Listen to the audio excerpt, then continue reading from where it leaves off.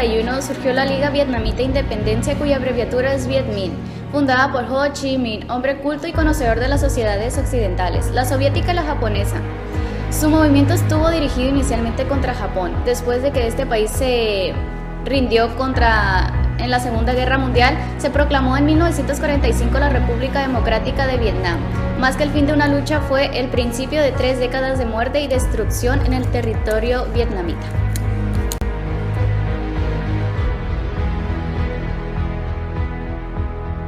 Casi todo el continente estaba dominado por extranjeros hasta antes de la Segunda Guerra Mundial. Después del segundo conflicto se dieron movimientos de liberación en forma intensiva. Algunos movimientos eran diferentes y muy dispersos por la heterogeneidad de los países africanos. Existían problemas entre ellos entre blancos y negros.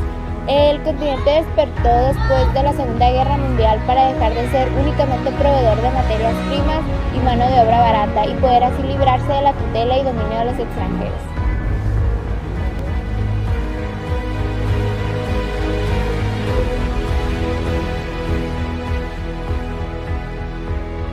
Fue una sublevación de los príncipes indios y tropas indígenas, llamados cipayos, que eran mandados por oficiales británicos contra las compañías con el propósito de restablecer un rey indio.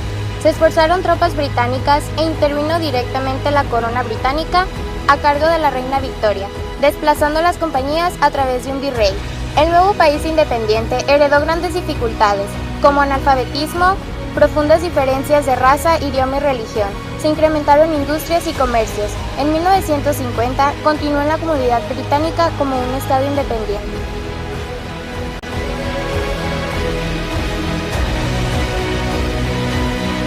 Angola logró liberarse de Portugal en 1970 después de la guerrilla de 1956 y 1961.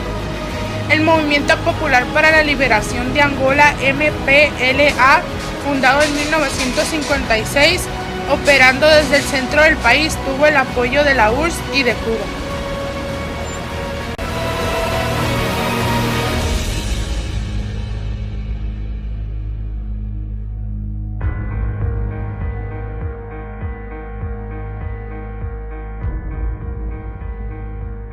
Independencia de la India.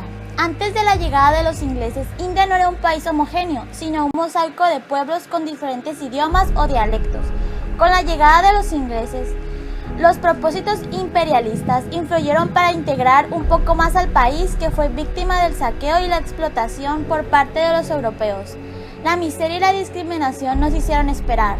La falta de oportunidades de los indios para ocupar puestos importantes encontraron salida en las ideas de independencia divulgadas principalmente en la clase media. La lucha civil provocó genocidios y poblaciones devastadas. Escenas semejantes a la de la Guerra de Vietnam fueron comunes en Angola. El conflicto continuó, pero a principios de la década de los 90 del siglo XX se iniciaron negociaciones por la paz en las que le intervinieron la ONU.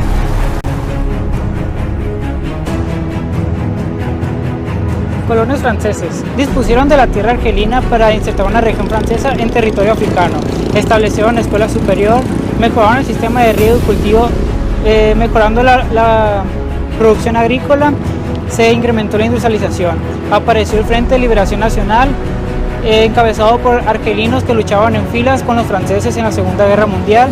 En 1956, en el avión que viajaba a Marbella y otros dirigentes de la FLN, fue secuestrado por la Fuerza Aérea Francesa.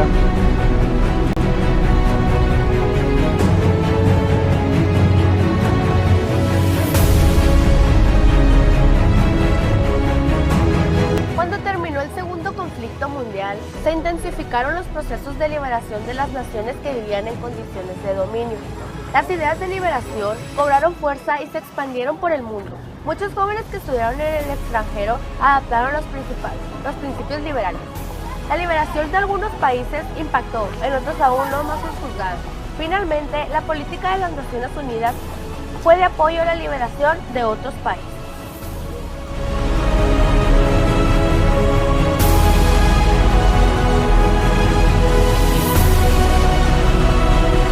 En 1970, Angola se liberó de Portugal, después de la guerrilla en 1956 y 1961.